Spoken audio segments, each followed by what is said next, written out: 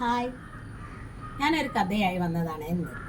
കഴിഞ്ഞ ആഴ്ച ഞാൻ എൻ്റെ മാമൻ്റെ ശ്രാദ്ധം കൂടാനായിട്ട് പോയപ്പോൾ എൻ്റെ ഒരു ഏട്ടൻ പറഞ്ഞു, നമ്മളെ കൊണ്ടമണി കുളത്തിനെ പറ്റി നിനക്കൊരു കഥ പറഞ്ഞുകൂടായിരുന്നു. അപ്പോൾ ഏട്ടൻ പറഞ്ഞതുകൊണ്ട് എനിക്ക് എൻ്റെ മനസ്സിലേക്ക് ചെറുപ്പകാലത്തിലെ കൊണ്ടമണി കുളത്തിലെ ഒരു കഥ ഓടിയെത്തി. അപ്പം ഞാനത് പറയട്ടെ.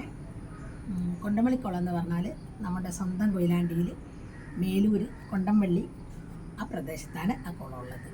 അന്ന് ആ പ്രദേശത്തെ ഏറ്റവും വലിയ ജലസ്രോതസ്സായിരുന്നു കൊണ്ടംവള്ളിക്കുളം. എല്ലാവരും കുളിക്കുക, ഒരുപാട് ആൾ കുളിക്കുക, കുട്ടികൾ, അമ്മമാർ എല്ലാവരും കുളത്തു നിന്നാണ് കുളിക്കുക. അപ്പോൾ ചില വീട്ടിൽ കിണറുണ്ടാവില്ല, ചിലത് ഭയങ്കര ആഴത്തിലേക്കും കോരാനുള്ള മടി, അങ്ങനെയുള്ള കാരണം കൊണ്ട് എല്ലാവരും കൊണ്ടംവള്ളിക്കുളത്തു നിന്നാണ് കുളിക്കുക.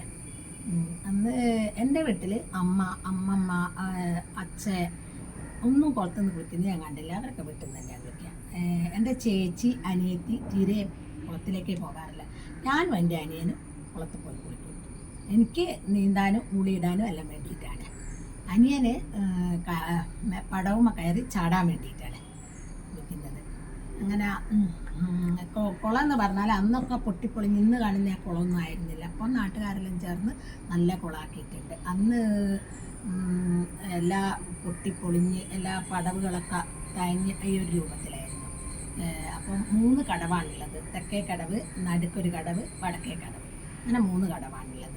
അപ്പോൾ ഈ നടുക്കേ കടവ് എന്ന് പറഞ്ഞാൽ അധികവും അമ്പലത്തിൽ പൂജ ചെയ്യുന്ന നമ്പൂതിരിമാരെല്ലാം കുളിക്കുന്ന കടവാണ്. അത് ഒരു മറവൊക്കെ ആയിട്ടുള്ള ഒരു കടവാണ്.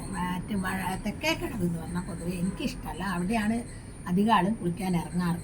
അവിടെ എന്താ വെച്ചാൽ ഒരു മരമുണ്ട്, ഒരു മാവുണ്ട് അടുത്ത വീട്ടിൽ. അവിടെ നിന്ന് ഇങ്ങനെ മാവേലിയൊക്കെ വീണിട്ട് ചളി പിടിച്ച് ചവിട്ട് നേരെ ഒലിച്ചു പോകുന്ന ഈ ഒരു ഇതിലാണ്. അതുകൊണ്ട് ഞാനൊരിക്കലും അവിടെ ഇറങ്ങാറില്ല. പിന്നെ വടക്ക് ഭാഗം നല്ല കടവാണ്, സൂര്യപ്രകാശം നല്ലോണം എത്തും.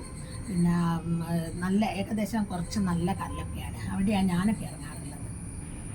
അങ്ങനെ ഈ കുളത്തിൻ്റെ കിഴക്ക് വശത്ത് ഒരു ചാലുണ്ട്. അവിടുന്ന് വെള്ളം പുറത്തേക്ക് പോയി പാടത്തിലേക്കാണ് പോകുക. അതുകൊണ്ട് ഒരിക്കലും ഒഴുക്കില്ലാത്ത വെള്ളമല്ല, എപ്പോഴും അവിടെ ഒഴുക്കുണ്ടാവും. അതുകൊണ്ട് വെള്ളത്തിനൊന്നും പേടിക്കാനില്ല. ഇന്നത്തെ പോലത്തെ ഒരു പേടിയില്ല. എല്ലാവരും ഇങ്ങനെ ഇളകുന്ന വെള്ളമൊക്കെ ആയതുകൊണ്ട് ഒരു കുഴപ്പമില്ലാത്തതാണ്. അതിൻ്റെ പുറത്ത് പാടാണ്. പാടത്തിൽ മഞ്ഞപ്പൂവ്, കാക്കപ്പൂവിൻ്റെ അളിയൻ എന്ന് പറയും ഒരു പൂവ്, അങ്ങനെയൊക്കെ ഉണ്ടാവും. ഞങ്ങൾ ഓണക്കാലത്ത് അവിടെ ഇറങ്ങിയിട്ടാണ് പൂ പറിക്കുക.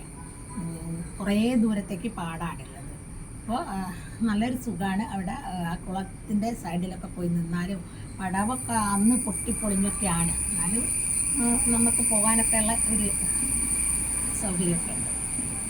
അങ്ങനെ എൻ്റെ ചേച്ചിക്ക് ഒരു ദിവസം ഭയങ്കര ആഗ്രഹം കുളത്തിൽ പോയി നീന്താനൊക്കെ ആയിട്ട്. ഒക്കെ കുറച്ചൊക്കെ നീന്താറിയാം, എന്നാലും നല്ലോണമൊന്നും അറിയില്ല. ചെറുപ്പത്തിലൊക്കെ പഠിച്ചിട്ടുണ്ട്. അങ്ങനെ ആ ചേച്ചീൻ്റെ ആഗ്രഹം കൊണ്ട് അമ്മ അടുത്ത വീട്ടിൽ എന്ന് പറഞ്ഞാൽ ഞങ്ങൾ മുത്താച്ചി എന്ന് വിളിക്കുന്ന അവരെ മകളാണ്. ഞങ്ങളെ വീട്ടിൽ ഞാനും ജനിച്ച മുതൽക്കേ അവരെ കാണുന്നതാണ്. അവർ മുത്താച്ചി എന്നാണ് പറയുക. മുത്താച്ചീൻ്റെ മകളെയും കുട്ടി ഏച്ചി കുളിക്കാൻ പോയതൊരു സന്ധ്യ ആവാറായപ്പോഴാണ്.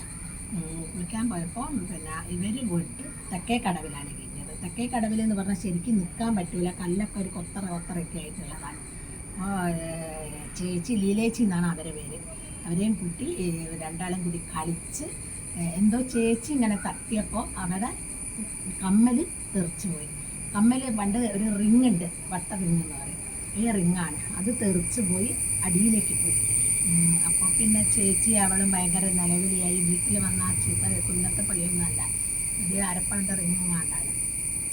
അന്ന് വീട്ടിൽ വന്ന് ബഹളായി. അമ്മ അടുത്ത ലീലേച്ചിൻ്റെ അമ്മ ഒരു എല്ലാം കൂടി അന്ന് പിന്നെ സന്ധ്യയായിപ്പോൾ ഒന്നും ചെയ്യാൻ പറ്റില്ല. അപ്പോൾ എന്ത് ചെയ്യുന്ന ആലോചിച്ച് അങ്ങനെ ഞങ്ങളെ പ്രദേശത്ത് ഒരു സ്ത്രീയുണ്ട്. അവർ പിന്നെ ഏത് ആഴത്തിൽ സ്വർണം എന്ത് സാധനം വീണ് പോയാലും കുളത്തിൽ മുങ്ങിയെടുക്കാൻ വിദഗ്ധയാണ്. അപ്പോൾ അവരെ എടുത്ത് രാവിലെ പോയിട്ട് അവരെ കൂട്ടിക്കൊള്ളാമെന്ന് ഉള്ള തീരുമാനത്തിലെത്തി. അങ്ങനെ ഉന്നതമ്മ എന്ന് പറയും. അങ്ങനെ പിറ്റേ ദിവസം ഉറക്കില്ല, അമ്മയ്ക്കൊന്നും ഉറക്കില്ല. അങ്ങനെ എല്ലാം കൂടി ടെൻഷനായി അമ്മയെ ലക്ഷ്മി അമ്മ ലീലേച്ചിൻ്റെ അമ്മേൻ്റെ പേര്, അമ്മയെ ലക്ഷ്മി അമ്മയെ ഉന്നതമ്മേനെ കുട്ടി രാവിലെ തന്നെ കുളത്ത് പോയി മുങ്ങാൻ കുഴിയിട്ട് ഇതെടുത്ത് അവർക്ക് കിട്ടാത്ത സാധനമൊന്നുമില്ല കേട്ടോ. അവരെത്ര അടിയിലാണെങ്കിലും മുങ്ങിയെടുക്കും. അതിനുവേണ്ടി ആൾക്കാർ കുട്ടിക്കൊണ്ടുപോകുന്നുണ്ട്.